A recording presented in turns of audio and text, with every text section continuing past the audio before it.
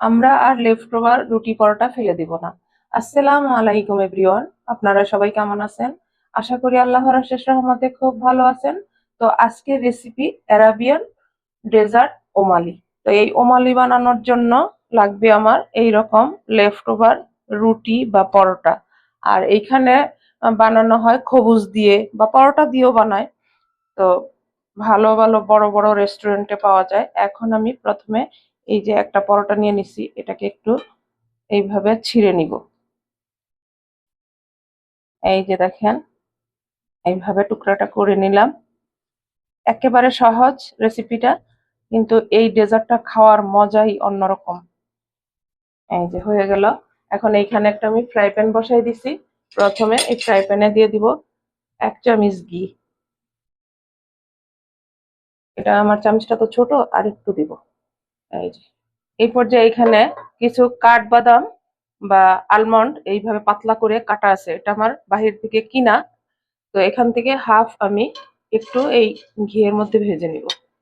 এই যে, আর এই ওমালির মধ্যে এই বাদামটাই দেওয়া হয়। তো আপনাদের হাতের কাছে যদি না থাকে যে কোনোটা দিলেও চলবে।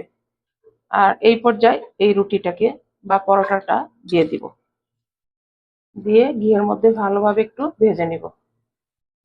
আর এই ওমালি রেসিপিটা যদি আপনারা চান যে লেফট ওভার রুটি দিয়ে বানাবেন না, যখন তখন রুটিটা বানিয়ে বানাবেন, তাও পারবেন। তবে এইখানে বিয়ের অনুষ্ঠান বা বড় বড় পার্টিতে কিন্তু এই ডেজার্টটা থাকে। খাওয়ার মজা অন্যরকম হয়। আর এখানে বড় বড় রেস্টুরেন্টও পাওয়া যায়। তো আমিও চিন্তা করলাম আমার প্রিয় ভাই বোনদের সাথে এই অ্যারাবিয়ান ডেজার্টটা শেয়ার করি। যদি একটু ভালো লাগে তাহলে এই রেসিপিটা প্রথম থেকে শেষ পর্যন্ত দেখার অনুরোধ রইল। আর আমার চ্যানেলটা লাইক শেয়ার কমেন্টস করে আমার পাশে থাকার অনুরোধ আপনাদের কাছে, প্লিজ। এই যে ভাজা হয়ে গেল, আর সুন্দর একটা সুঘ্রাণও চলে আসছে। এখন এখানে যেহেতু আমার একটা পরোটা, আমি হাফ লিটার দুধ দিয়ে দিব। মাশাল্লাহ মাশাল্লাহ, অনেক সুন্দর একটা সেন্ট চলে আসছে এখনই। এই পর্যায়ে দিব আমি 3 চামচ চিনি।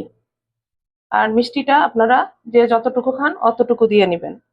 এই যে চিনিটা মিশাই দিলাম। আর দিয়ে দিব আমি 3 চামচ কনডেন্স মিল্ক। এই রান্নাটা একেবারে সহজ, অবশ্যই ট্রাই করবেন, খেয়ে আমাকে কমেন্টসে জানাবেন। আর বাসার সবার সাথে এনজয় করবেন, প্লিজ। দেখেন বলক চলে আসছে, আর এই যে উপর দিয়ে বাদামটা এরকম ভেসে ভেসে উঠতেছে, এইরকম ভাসা ভাসাই থাকে, তখন দেখতেও অসম্ভব সুন্দর লাগে, খাইতে তো কত যে টেস্ট, বাসায় বানালেই বুঝতে পারবেন। এখন এই পর্যায়ে দিয়ে দিব শুকনো নারিকেল কোরানো। এটা শুকনো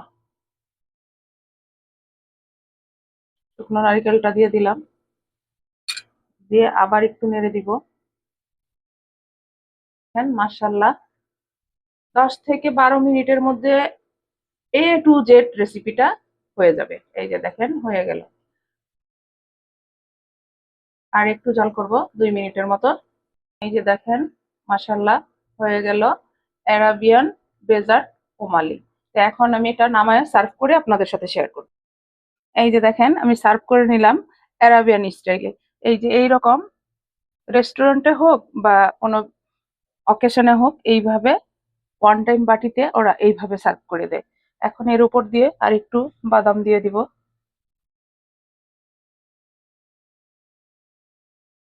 আজকে আমার বাসায় তো এটা চেটেপুটে খাবে।